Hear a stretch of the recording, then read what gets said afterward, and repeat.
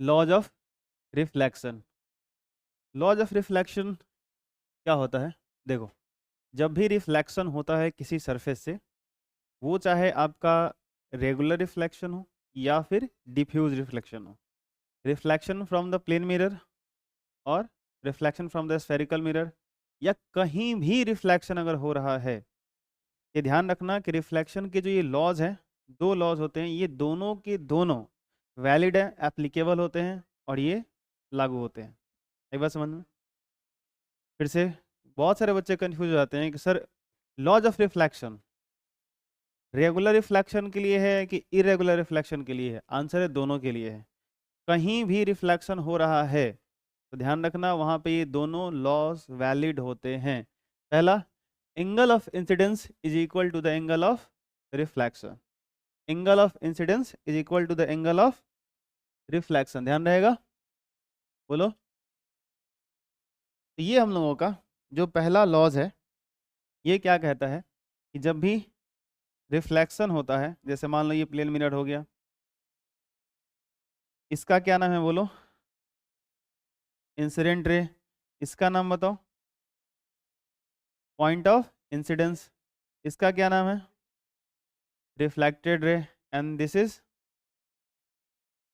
Normal on the point of, okay, this angle is angle of incidence. याद है? Angle between incident ray and the normal on the point of incidence is called angle of incidence. Angle between reflected ray, angle between reflected ray and the normal on the point of incidence is called angle of reflection. एक बात समझ में? और इसको हम लोग किससे indicate करते हैं? स्मॉल आर से। तो लॉज ऑफ रिफ्लेक्शन में क्या वैलिड होता है? क्लास 12th में, आप 11th में कोलिजन वगैरह पढ़ लोगे, तो 12th में जब जाओगे तो इसका प्रूफ भी कराया जाएगा। राइट नाउ आपको ये स्टेटमेंट याद रखना है और ये याद रखना है कि आई और आर ये दोनों आपस में क्या होते हैं? इक्वल होते हैं। यही बात समझ में? कोई दिक्कत? चलो, मैं आपको यहाँ पे एक क्वेश्चन देना चाहता हूँ और मैं आपसे कुछ पूछने वाला हूँ। जैसे मान लो ये प्लेन मिरर है, ये इंसिडेंट रे इधर से आया, ये वाला एंगल 30 डिग्री है, ठीक है। मैं आपसे पूछने वाला हूं एंगल ऑफ रिफ्लेक्शन आर का वैल्यू बता सकते हो? बताओ कितना होगा? ओके, कुछ आंसर आया सर 30 डिग्री होगा, कुछ आंसर आ रहा है 60 डिग्री होगा। ओके, ध्यान से सुनना। ये इंसिडेंट रे है, ये पॉइंट ऑफ इंसिडेंस है, इधर ये लाइट रे से रिफ्लेक्ट करके चली जाएगी, इसमें नॉर्मल यहाँ पे आएगा। सोचो, जो नॉर्मल होता है, ये जो नॉर्मल होता है, ये पूरा एंगल कितना बनाता है? ये पूरा एंगल कितना बनाता है?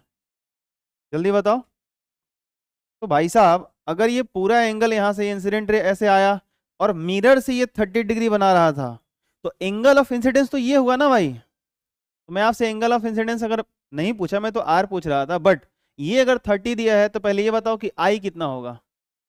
ये तो 60 होगा। तो जो लोग 30 बोल रहे थे, समझ रहे हो आप गलती कर रहे हो। ये एंगल ऑफ इंसिडेंस थोड़ी है, ये एंगल ऑफ इंसिडेंस थोड़ी है, ये तो इंसिडेंट रे और मिरर के बीच का एंगल है। बात समझ में आई है आपको? एंगल ऑफ इंसिडेंस कौन है? Angle between incident ray and the normal on the point of incidence. क्या बात समझ में आई? आगे से गलती करोगे तो ये 30 है, तो ये कितना हुआ? अब लॉज ऑफ रिफ्लेक्शन क्या कहता है कि आई इक्वल्स टू आर, यानी अगर आई 30 है तो आर भी कितना हो जाएगा? बोलो। तो फिर आप लोग कंफ्यूज हो गए, आपने गौर किया मैंने क्या बोला?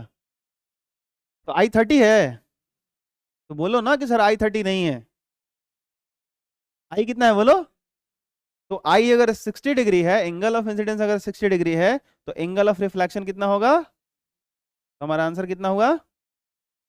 आई बात समझ में? चलो एक और क्वेश्चन पूछें, बताओगे?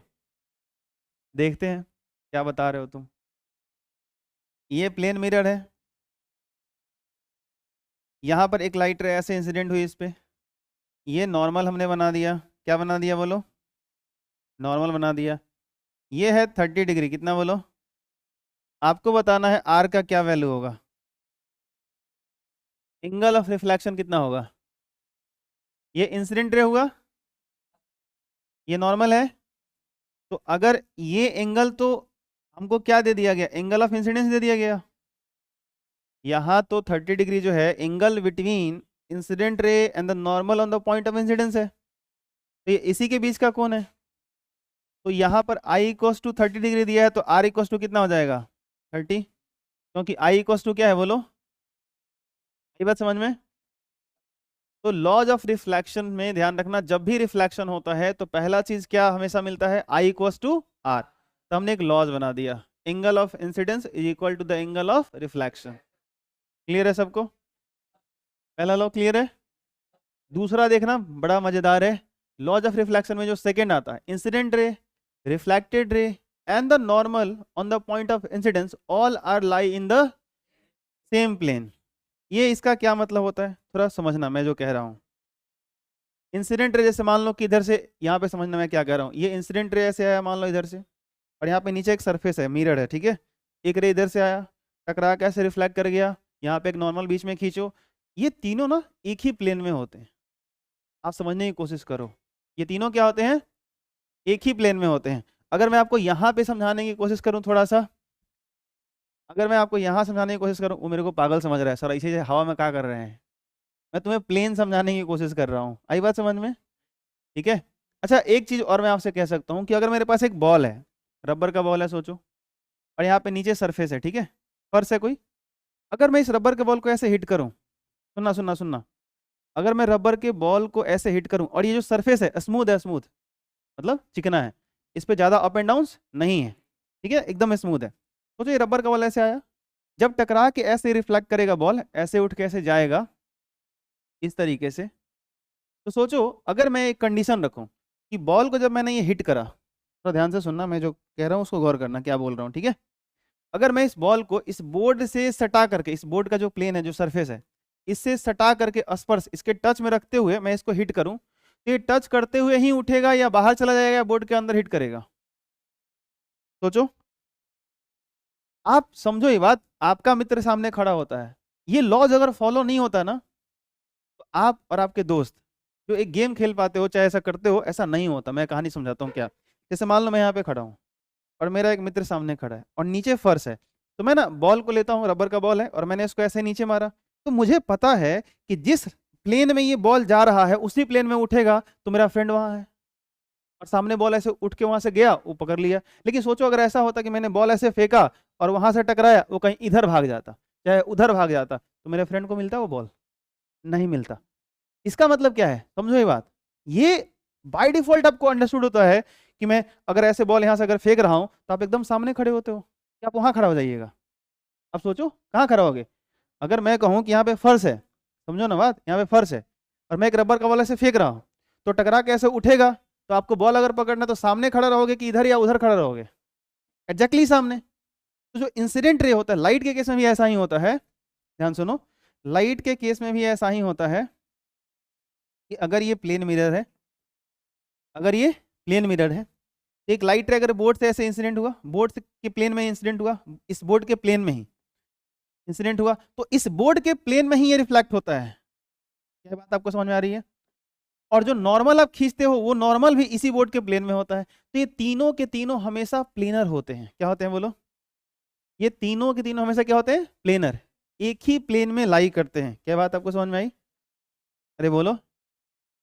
ऐसे भी समझ सकते हो, मान लो अभी ठंडी का मौसम है, अब तो गुजर चुका है, बट जैसे मान लो छोटे छोटे बच्चे हैं बहुत सारे, ठीक है, 3-4 बच्चे हैं, और उनको एक ही बिछावन पे सुला रहे हो, तो सोचो जिस प्लेन में पहला बच्चा, दूसरा उसी प्लेन में, तीसरा उसी प्लेन में, सब एक ही बिछावन पे लेटे हुए हैं, 4 बच्चा तुमने एक ही बिछावन पे सुला दिया, सब ये सेम प्लेन में है। बात समझ आ रही है। अब एक काम करो, एक बच्चे को सुला दो, फिर बगल में एक हाइट का थोड़ा सा वो मोटा बिछावन कर दो, उसको ऊपर सुला दो, फिर बगल में और मोटा बिछावन कर दो, उसको ऊपर सुला दो, पता लगा तुम सीढ़ी बना दिए। तो सबका प्लेन क्या हो गया, अलग अलग। ये बात समझ आ रही है। तो एक ही बिछावन पर अगर सब लोग सोए हुए हैं तो प्लेन क्या है, सेम है। बात समझ रहे हो मैं क्या बोल रहा हूँ, ठीक है। या और भी तरीके हो सकते हैं, बहुत तरीके हैं भाई समझने के इसके, ऐसा कुछ नहीं है कि आप एक ही तरीके से, या जो भी मैं बता रहा हूँ और भी सोच सकते हो। जैसे मान लो मैं बोलूँ कि अगर मान लो ये इंसिडेंट रहे ऐसे तिरछा, मान लो यहाँ पे एक सरफेस है और ये अगर इंसिडेंट रहे और यहाँ से रिफ्लेक्ट करके गया और यहाँ बीच में नॉर्मल खींचा, तो पता है अगर इधर से मैं देखूंगा ना, अगर ऐसे देखूंगा तो मुझे तीनों एक ही प्लेन में दिखेंगे ऐसे, मतलब तीनों में से कोई एक दिखेगा मेरे को, ये दिखेगा, यहाँ नॉर्मल इससे छुप जाएगा, रिफ्लेक्टेड रे भी मेरे से छुप जाएगा। क्या बात आपको समझ में आ रही है? कितने लोगों को समझ में हाथ उठाओ।